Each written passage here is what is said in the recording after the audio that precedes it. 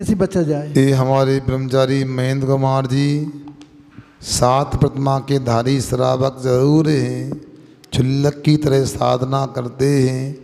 अपने आवश्यक सुबह 4 बजे से पहले से 3:45 साढ़े 3 बजे चालू कर देते हैं। रात के 10 बजे तक कार्यक्रम चलता रहता है और शरीर का भी अपना ध्यान रखते हैं, योगा आदि भी करते रहते हैं। आप लोगों को प्रेरणा लेना चाहिए।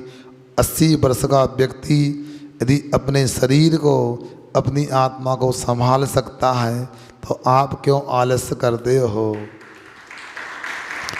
इनका प्रश्न है चल, मल और अगाड़, ये 3 दोष लगते हैं क्षयोपम संबद्धन में। वो 3 दोष कौन कौन से होते हैं? छल, मल और अगाड़। सोचना आप लोग। जो ये सोचता है शांतिनाथ भगवान शांति के करता है, पार्श्वनाथ विघ्न को हरने वाले हैं, शीतलनाथ भगवान से शीतलता प्राप्त होती है, बाकी तीर्थंकर तो है आवश्यक नहीं है। मगर ऐसा भाव आना चल दोष है। मल दोष शंका आदि उत्पन्न होना, शंका कांक्षा आदि मल दोष है। अगाड़ दोष क्या है? ये मेरी बेदी है, ये मेरे भगवान हैं, मेरे महाराज हैं, क्या इस प्रकार विचार आना अगाड़ दोष जानना चाहिए। कुछ आगे पीछे हो सकता है, समझ लेना।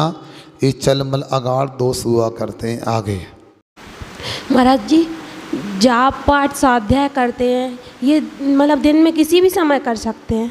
हाँ बिल्कुल, जाप पाठ स्वाध्याय कभी भी किया जा सकता है, मगर सामायिक के समय में सामायिक करना उचित है। जाप पाठ के समय जाप पाठ उचित है और स्वाध्याय के समय स्वाध्याय उचित है। सामान्य से मना नहीं है, फिर भी सिद्धांत ग्रंथों का स्वाध्याय आदि जो होता है सामायिक के काल को छोड़ करके, संधि काल को छोड़ करके हुआ करता है, ऐसा जानना चाहिए। और महाराज श्री बादर एक इंद्रिय जीव कहाँ रहते हैं? बादर एक इंद्रिय जीव, देखो बादर एक इंद्रिय जीव वो होते हैं स्वयं बाधित होते हैं, दूसरों को बाधा पहुंचाते हैं।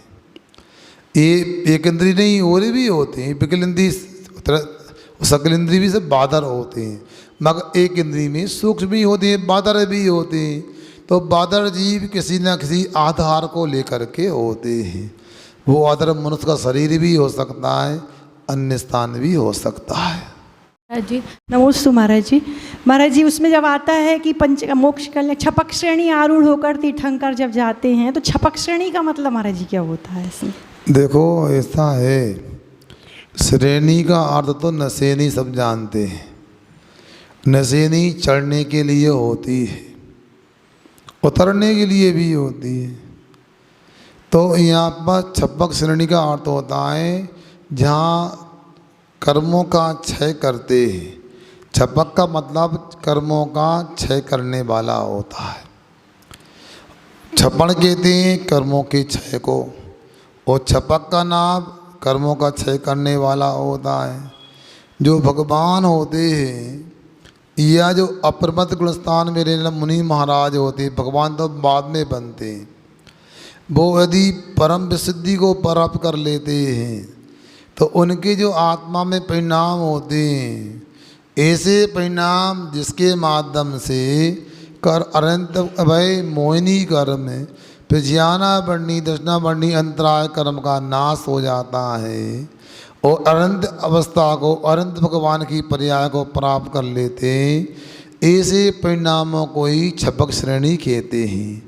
दूसरी उपसम श्रेणी होती है जहाँ पर मोहिनी कर्म का क्षय तो नहीं होता है, किंतु मोहिनी कर्म का अंतर्मूर्त को उपसम हो जाता है, उदय में नहीं आते हैं। ऐसे वह 11वें को स्थान तक पहुँच जाते हैं और अंतर मूर्ति भी पूरा नीचे आ जाते हैं। मरण होगा तो चौथे कुल स्थान में, और यदि मान लो मरण नहीं है तो वह 11वें से 10वें 9वें 8वें 7वें में आ जाते हैं। ये परिणाम जो होते हैं श्रेणी, वो उनके नाम है अदाकरण, अपूर्वीकरण और अनिवृत्तीकरण परिणाम होते हैं। अदाकरण का अर्थ होता है ऊपर वाले जीवों का, ऊपरी समयवर्ती जीवों का और निचली समयवर्ती जीवों के परिणाम समान भी होते हैं, असमान भी होते हैं।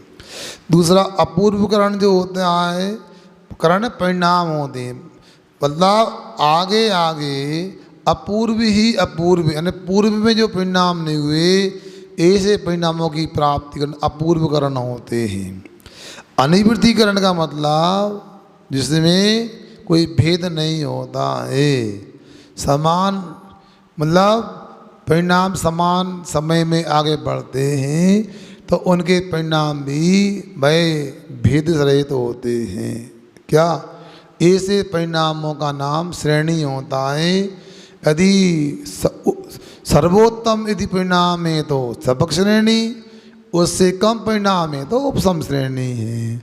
उपसम श्रेणी वालों को केवल ज्ञान नहीं होता किंतु उनके लिए अनुत्तर आदि विमानों की प्राप्ति जरूर हो जाती है। छपक श्रेणी और छपक में अंतर है। संलेख न करने वाले जीवों को, साधकों को छपक कहा जाता है क्योंकि वहाँ पर विशेष कर्मों का क्षय करने का अनुष्ठान चल रहा है, जिसको समाधि वर्ण संलेखना कहते हैं। मगर सबक श्रेणी ये मुनिराजों के पास होती है। और ये भी याद रखना, छपक श्रेणी के लिए तो नियम से वज्र वृषभ नारद संगनन अपेक्षित होता है, जबकि उपसम श्रेणी के लिए ऊपर के 3 संगनन वज्र वृषभ नारद संगनन, वज्र नाराज संगनन और नाराज संगनन, ये 3 वज्र वृषभ वज्र नाराज और नाराज संगनन 3 संगनन की अपेक्षा होती है। अंत के 3 संगनन वाले जो होते हैं अर्ध नाराज, कीलक और असप्राप्त सर्पाटिका इस श्रेणी चढ़ने के पात्र नहीं होते। ऐसी शक्ति विशुद्धि नहीं हो पाती है। वर्तमान में 3 हीन संगनन वाले ही मुनि महाराज होते हैं। ये संलिग्न आदि के माध्यम से 16वें स्वर्ग तक जा सकते हैं। जिसका अंतिम संगनन है वो 8वें स्वर्ग तक से आगे नहीं जाता है। हाँ, इस प्रकार से अपने को समझना चाहिए। हो गया। नमोस्तु महर्षि। महर्षि, मेरा प्रश्न है कि सिद्ध परमेष्टि के 8 मूल गुण होते जबकि अरिहंत परमेष्टि के 46। हाँ, तो क्या कहना चाहती हैं? ऐसा क्यों, मतलब उनके ज़्यादा होते हैं और सिद्ध परमेष्टि के? अब ऐसा संख्या से नहीं देखना अपने को ये देखना चाहिए कि उसमें जो गुणवत्ता, इसको क्वालिटी बोलते हैं, वो अलग अलग होती है। अब आपके लाने इतने रच गिरा के लड्डू रख दे मान लो, तो क्या मतलब है, पेट ही नहीं भरेगा बता। और एक गुलाब जामुन रख दी जाए तो बस पूरी भूख पूरी हो जाती है, समाप्त हो जाती है। उसी प्रकार 46 मूल गुण हैं, तो उनमें भी देखा जाए तो आत्माश्रित तो 4 ही मूल गुण हैं। चतुष्टय इसको बोलती, अनंत चतुष्टय। बाकी 10 जन्म के अतिशय, 10 केवल ज्ञान के अतिशय, 14 देवगत अतिशय, 34 और 8 प्राति, ये से 42 अतिशय तो शरीर आश्रित होते हैं। ये छूट जाने वाले होते हैं। आत्माश्रित तो 4 ही मूल गुण होते हैं जो सभी केवली भगवंतों में समान रूप से होते हैं। और शुद्ध भगवान में 8 मूल गुण होते हैं, वो भी सभी शुद्धों में समान रूप से होते हैं। चाहे वो तीर्थंकर केवली बन के सिद्ध हुए हैं या सामान्य केवली बन के सिद्ध हुए हैं, इसलिए इनमें कोई अंतर नहीं होता है। ठीक। नमोस्तु महाराज जी। महाराज जी, जब कोई गुनहगार बहुत बड़ा गुनाह करता है तो उसे फांसी की सज़ा मिलती है, और सज़ा से पूर्व उससे उसकी अंतिम इच्छा भी पूछी जाती है मानवता के नाते, और पूर्ण भी की जाती है। लेकिन महाराज जी, साधारण श्रावक जब अपनी इच्छा पूर्ण करने के लिए कोई इच्छा रखता है, जैसे कि यहाँ के एक श्रावक थे, तो उन्होंने अपनी अंतिम इच्छा रखी थी कि मैं आचार्य के दर्शन करने जाऊँ। वहाँ तक पहुँच भी गए, लेकिन वहाँ पे कोरोना काल का अंतिम समय था, तो उन लोगों को शायद ये डर था कि कहीं कुछ हो ना जाए।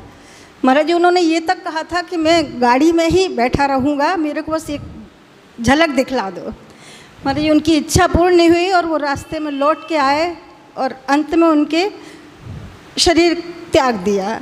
तो महाराज जी, इसमें उन व्यक्ति का मतलब कर्मों का दोष था कि वहाँ के जो मतलब व्यक्ति थे, व्यवस्थापक थे, उन्होंने मतलब अंतराय कर्म का वो किया बंद।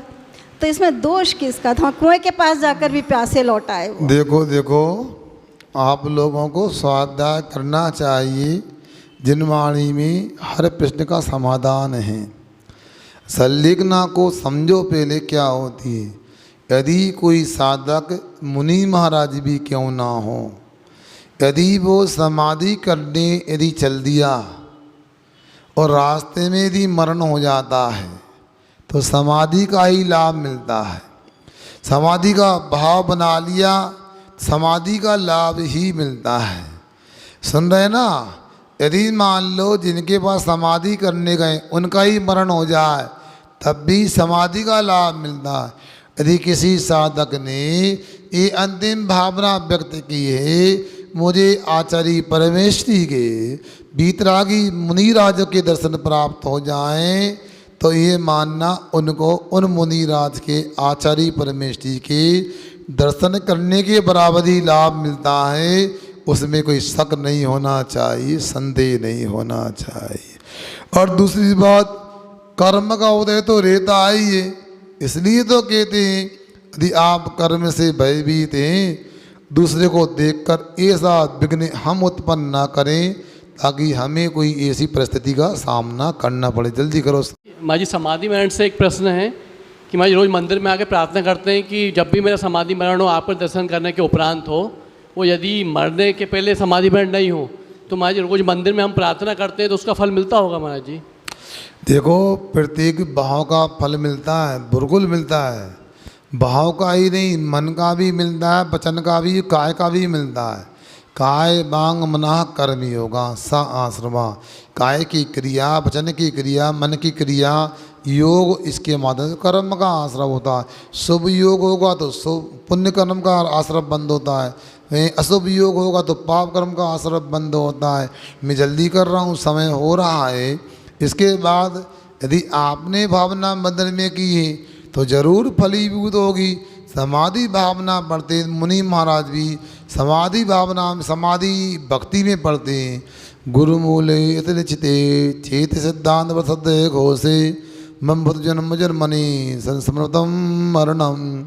गुरु के चरणों में, मुनियों के समूह में, चेत जिन प्रतिमा के सामने, सिद्धांत समुद्र की गर्जना के साथ में, ये मम भवतु, मेरा जन्म जन्म में ऐसा मरण हो, ऐसा भाव करते हैं तो जैसा जिंदगी में भाव करते हैं वैसा शुभ अवसर प्राप्त हो जाता है। इतना ही पर्याप्त है। जनवाणी के ज्ञान से सूझे लोका लोक सोवाणी मस्तकरों सदा देवते दो। हे जनवाणी भारती तो जपूत ने जो तेरी शरणा गए सो पावे सुख।